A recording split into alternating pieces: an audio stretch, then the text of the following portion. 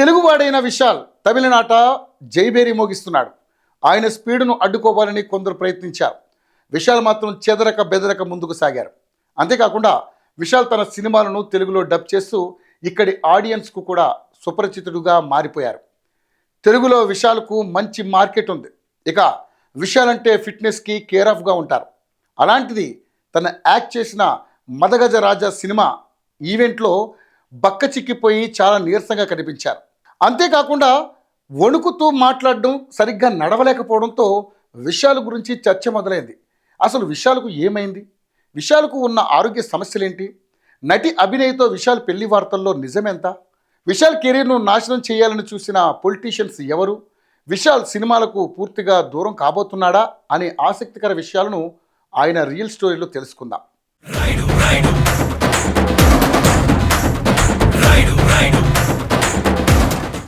విశాల్ పూర్తి పేరు విశాల్ కృష్ణారెడ్డి. అతను 1977 ఆగస్టు 29న కర్ణాటకలోని వర్తూర్లో ఒక తెలుగు ఫ్యామిలీలో జన్మించారు. తండ్రి జీకే రెడ్డి, తల్లి జానకిదేవి. అతనికి విక్రమ్ కృష్ణ అనే అన్నతో పాటు ఐశ్వర్య అనే చెల్లెలు కూడా ఉంది.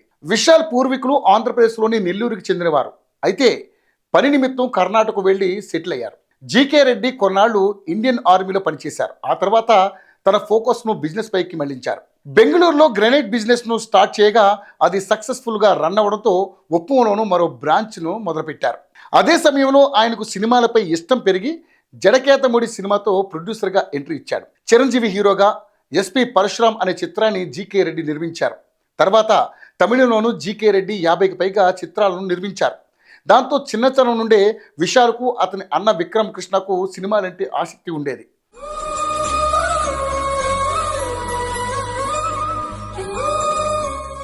అయితే విశాల్ తన డిగ్రీ పూర్తి చేయగానే హీరో అర్జున్ సజ్జా సలహా మేరకు యాక్టింగ్ కోర్సులో జాయిన్ అయ్యారు. అప్పటికే విశాల్ అన్నయ్య తన ఓన్ బ్యానర్లో 6 సినిమాలకు హీరోగా చేసి అవి ఫ్లాప్ అవడంతో విశాల్ బయట ప్రొడక్షన్ ద్వారా సినిమాల్లోకి ఎంట్రీ ఇవ్వాలనుకున్నాడు. దీంతో అర్జున్ సజ్జా విశాల్ను ఓ డైరెక్టర్కి పరిచయం చేశారు. ఆయన విశాల్ను హీరోగా, భరత్ను సెకండ్ హీరోగా, రీమాసెని హీరోయిన్గా పెట్టి చల్లమే అనే సినిమాను స్టార్ట్ చేశారు.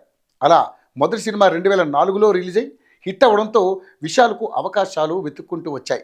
కానీ ఆయన తండ్రి మాత్రం సొంత బ్యానర్లో 10 కోట్ల బడ్జెట్తో పందెం కోడి సినిమాను తీశారు. ఆ మూవీ తెలుగు, తమిళ్లో రిలీజ్ అయి 30 కోట్లను కలెక్ట్ చేసి సూపర్ హిట్గా నిలిచింది. దీంతో విశాల్ వెనక్కి తిరిగి చూసుకోవాల్సిన అవసరం రాలేదు. అలా పొగరు, శివపత్తికారం, మలై కొట్టే అంటూ తమిళ్లో బ్యాక్ టు బ్యాక్ సినిమాలతో చేస్తూ స్టార్ హీరోగా ఎదిగారు. ఇదిలా ఉంటే విశాల్ వరలక్ష్మి శరత్ కుమార్ను ఓ పార్టీలో కలిశారు. ఆ పరిచయం కాస్త డేటింగ్ వరకు దారితీసింది. ఇద్దరు కూడా తమ రిలేషన్ బహిరంగంగానే మెయింటైన్ చేశారు. అయితే తమిళ్ ఫిల్మ్ ప్రొడ్యూసర్ కౌన్సిల్ ఎలక్షన్లో శరత్ కుమార్ నిల్చున్నారు. ఆ సమయంలో కూడా వరలక్ష్మి విశాల్కు సపోర్టుగా ప్రచారం చేసింది. ఈ ఎలక్షన్లో విశాల్ గెలిచారు. ఓటమిని తట్టుకోలేని శరత్ కుమార్ విశాల్ వరలక్ష్మి రిలేషన్కు ఫుల్ స్టాప్ పెట్టాలనుకున్నాడు. అదే సమయంలో వరలక్ష్మి పేరు హీరో సంతోష్ ప్రతాప్తో గట్టిగా వినిపించింది. దీంతో విశాల్, వరలక్ష్మి మధ్య గొడవలు జరిగి ఎంగేజ్మెంట్ వరకు వెళ్ళిన వీరి రిలేషన్కు ఎండ్ కార్డు పడింది.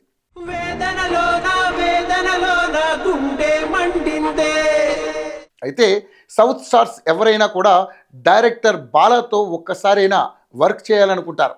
అందుకు ఆయన మేకింగ్ స్టైలే. అలాంటి డైరెక్టర్ విశాల్ ఆర్యాను పెట్టి వాడు వీడు సినిమాను తీశారు. అందులో విశాల్ మెల్లకన్నుతో పాటు లేడీ గెటప్లో కనిపించి అదరగొట్టారు. ఈ సినిమాలోని ఒక సీన్లో విశాల్ను పోలీసులు తరుముతుంటే అతను చెట్టుపై నుంచి కిందకి దూకాల్సి ఉంటుంది. ఆ చెట్టు హైటు ఎక్కువగా ఉన్న విశాల్ మాత్రం డూప్ లేకుండా దూకేశాడు. దీంతో తలకు గాయమైంది. వెంటనే చెన్నైలోని ఆసుపత్రికి తరలించారు. అక్కడ డాక్టర్లు చిన్న దెబ్బే అంటూ ట్రీట్మెంట్ ఇచ్చి పంపించారు. అలా కొద్ది రోజులు రెస్ట్ తీసుకున్నాడు. కానీ 3 నెలల తర్వాత తీవ్రమైన తలనొప్పి రావడంతో మళ్ళీ ఆసుపత్రికి వెళ్ళాడు.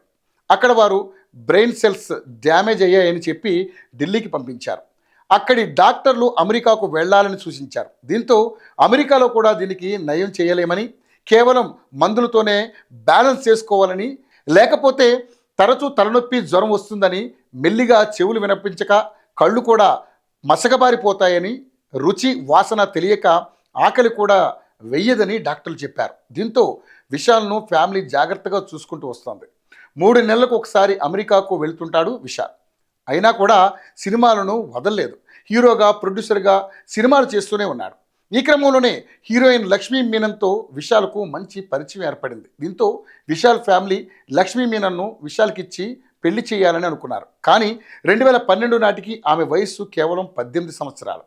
విశాల్కు 36 ఏళ్లు కావడంతో ఆమె తల్లిదండ్రులు పెళ్లికి ఒప్పుకోలేదు. ఆ తర్వాత విశాల్ మోడల్ నటి అయిన అనీషా అల్లారెడ్డితో విశాల్కు ఎంగేజ్మెంట్ అయింది. అనీషా తండ్రి, విశాల్ తండ్రి ఇద్దరు బిజినెస్ ఫ్రెండ్స్ కావడంతో బంధువులు కూడా కావాలనుకున్నారు. అదే సమయంలో శ్రీరెడ్డి మీడియా ముందు విశాల్ లేడీస్ మ్యాన్ అంటూ కొన్ని ఆరోపణలు చేసింది. దీంతో అనీషా, విశాల్ మధ్య గొడవలు మొదలై ఎంగేజ్మెంట్ను కూడా క్యాన్సిల్ చేసుకున్నారు. ఆ తర్వాత విశాల్ సినిమాలు చేస్తూ బిజీ అయిపోయాడు. అదే సమయంలో యాంటోనీ సినిమాలో అభినయను త్వరలోనే పెళ్లి చేసుకోబోతున్నాడంటూ టాక్ వినిపించింది. కానీ అంతా ప్రచారమే అని తేలిపోయింది.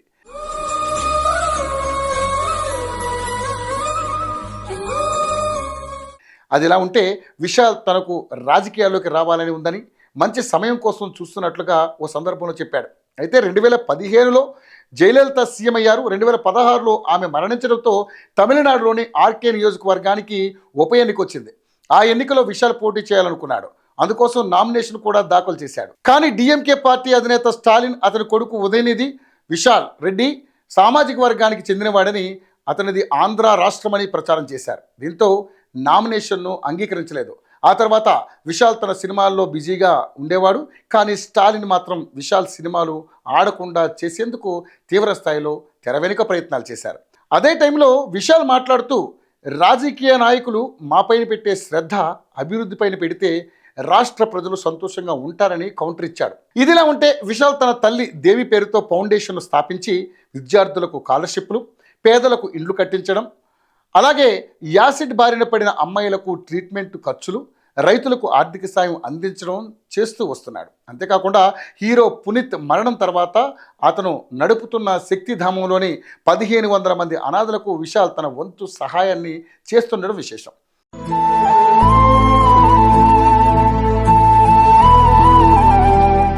అలా చాలా యాక్టివ్గా ఉంటూ తన సినిమా పనుల్లో బిజీగా ఉండే విశాల్ 10 ఏళ్ల ముందు మదగజరాజ సినిమా పూర్తయినా ఆ మూవీ ప్రొడ్యూసర్, డైరెక్టర్కు ఏర్పడిన వివాదాల కారణంగా పోస్ట్ పోన్ అవుతూ వచ్చింది. సినిమాను విడుదల చేశారు. ఈ మూవీ ప్రీ రిలీజ్ ఫంక్షన్కి వచ్చిన విశాల్ను చూసి అందరూ ఆశ్చర్యపోయారు.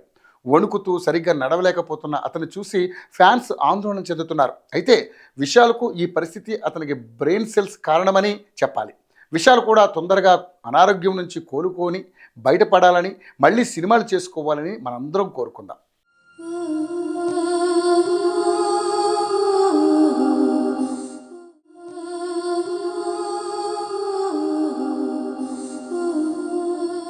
Hi, hello. మెస్మరైజ్ చేసే మూవీ ముచ్చట్లు, రిలీజ్ అయిన వెంటనే రివ్యూస్, మీ అభిమాన తారల రియల్ స్టోరీస్, సినిమా సమాచారం ఏదైనా క్షణాల్లో మీ చెంతకు.